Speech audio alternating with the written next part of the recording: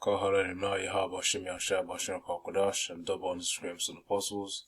Thoroughly health, thoroughly of strength and all to make this video. This is the part 2 to the previous video, which is named Esau will sell the chip for eyesight.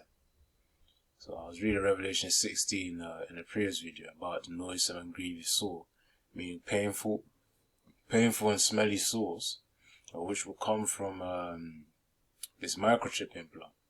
And as I said, that the guy, I think the optician in this video here, also mentioned reasons why that.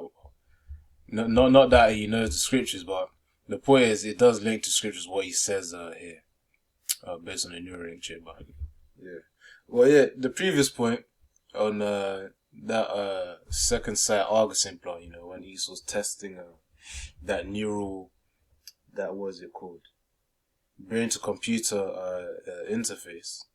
Thing is, the CEO just left them, man.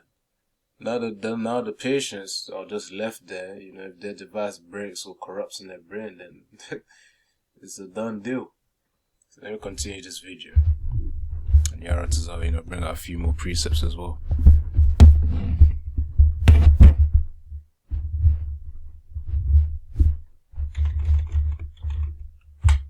Majority of their employees, and they auctioned off their manufacturing equipment, scientific instruments, laptops, just about everything. They were teetering on the edge of bankruptcy and outright collapse. And the worst part, as the company was imploding, no one informed the hundreds of patients with these Argus 2 implants in their retinas. These patients were totally left in the dark, pardon the pun. Horror stories started coming out of patients who learned the hard way that their retinal implants were no longer being supported. Ross Dewar, who received the Argus 2 implant in 2019, started to feel dizziness and vertigo in 2020. His doctor wanted to get a brain MRI for him to rule out a brain tumor. But first, they needed to contact Second Sight to figure out if it would be safe for him to receive the MRI with his Argus 2 implant. Remember that the M in MRI stands for magnetic. An MRI machine becomes a giant, very powerful magnet once it gets turned on. It has the power to very forcefully pull in wheelchairs, stretchers, IV poles from across the room if they're magnetized. So if you have a metallic chip implanted into someone's retina, you need to be 100% certain that that implant will not move at all during their MRI scan, or else that can lead to a potentially fatal accident. And so Ross and his doctor spent several weeks sending letters, calling, emailing Second Sight to see if he could get his brain MRI done.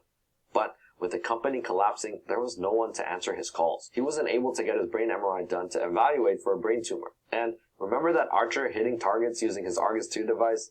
His name is Jerome Perk, and in 2020, his video processing unit fell to the floor and broke. He attempted to contact Second Sight to send him a replacement, but he was unsuccessful. So he was kind of stuck with his retinal implant and no computer to connect it to. Fortunately, he was able to find another Argus patient who was no longer...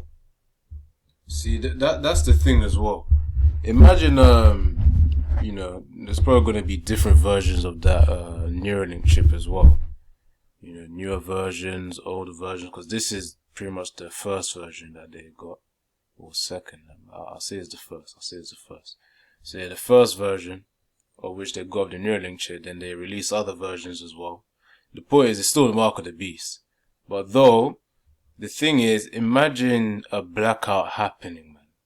Because that thing's going to be wireless.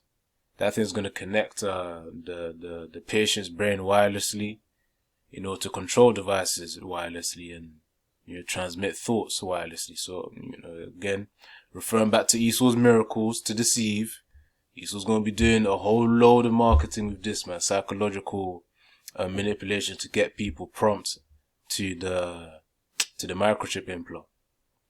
So yeah, man. Imagine that time where a blackout happens, and then all those people with chips are going to have to feel the commencing of the noisome and grievous sore mentioned in Revelation 16 verse 2.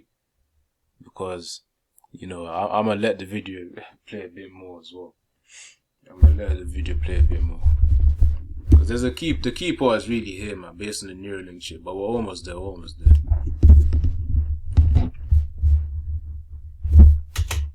Using their system, and a doctor with a spare video processor. So they were able to hobble together a refurbished system for him to turn the lights back on. But these stories kind of show the double-edged sword of technology. With the constant advancement of new hardware, new software, companies eventually stop supporting old devices.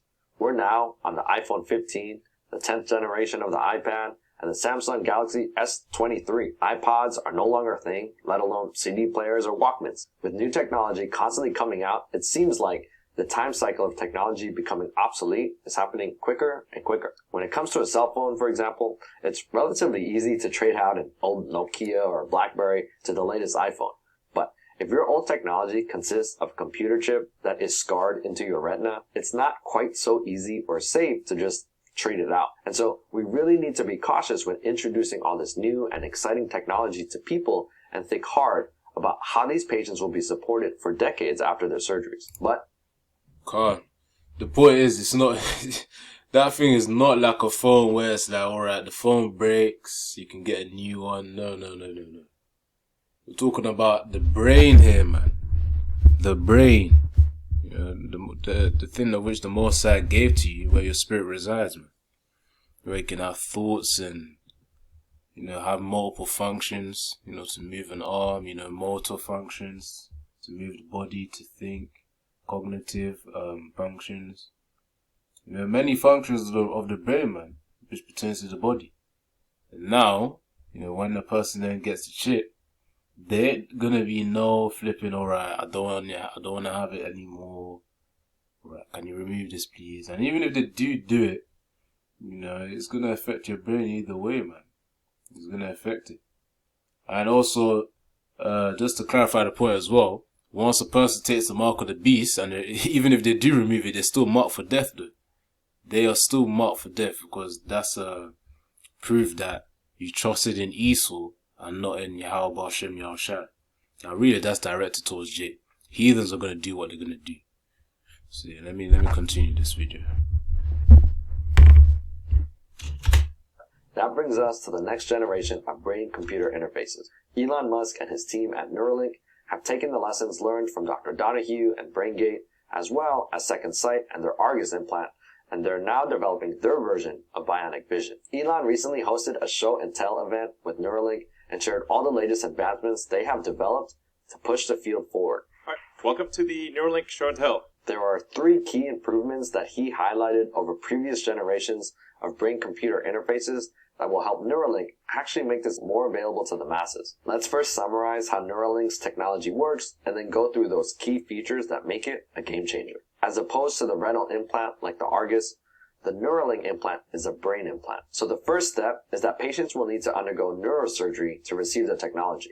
What the neurosurgeon will need to do is drill a hole in your skull. This is what we call a craniectomy. Then they need to remove the tough outer layer of the tissue protecting the brain called the dura. Then they want to insert thin, flexible threads of electrodes into the brain. Remember that these electrodes are basically the wires which allow the Neuralink scientists to send electrical signals back and forth between their computer chip, which they call the N1 chip, and your brain. Then they fit that N1 chip, which is about the size of a quad.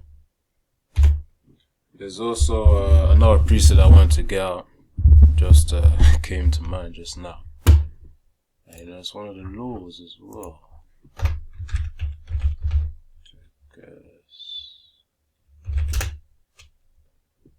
think 21 verse 5.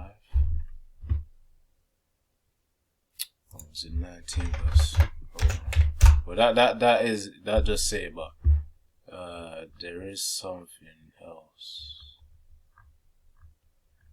Saying that Leviticus 21 verse 5 does get to the point, but I think this one gets to the point further. Yeah, this one here.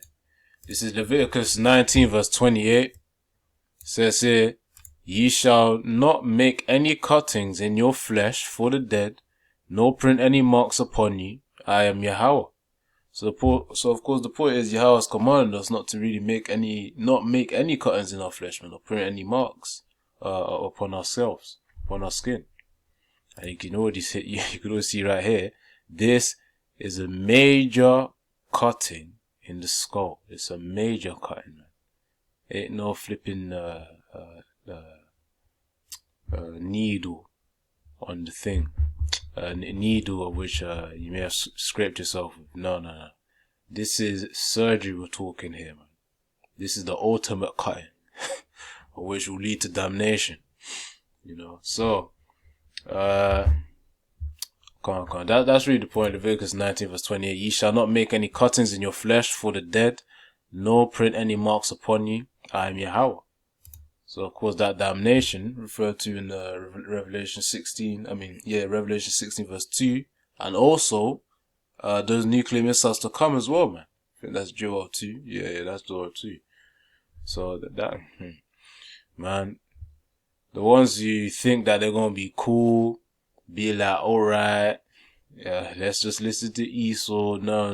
You ain't going to be good trusting your enemy. You ain't going to be good trusting your enemy, man. And by a person taking that chip, they're trusting their enemy. Imagine all the potential stuff they can do with that. Read your thoughts, implant dreams into you. Also, the sci-fi movies pretty much give you an idea of what this type of technology can do.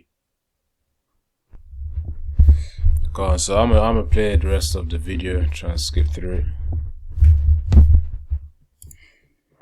Into the hole in your skull that they made. Then they close out the skin on top, and congratulations, you are now the proud recipient of a brain implant. And remember that retinal topic map we talked about? How our with precision. The usual standard implant for brain-computer interfaces are rigid metal chips called Utah arrays that have tiny electrodes that stick out like needles. These electrodes are connected to copper wires so that electrical signals can be sent back and forth. Research studies on explanted brain implants have shown us that with time, unfortunately, the materials on these chips can degrade, or the brain can develop scar tissue around the chips, which leads to loss or degradation of signal.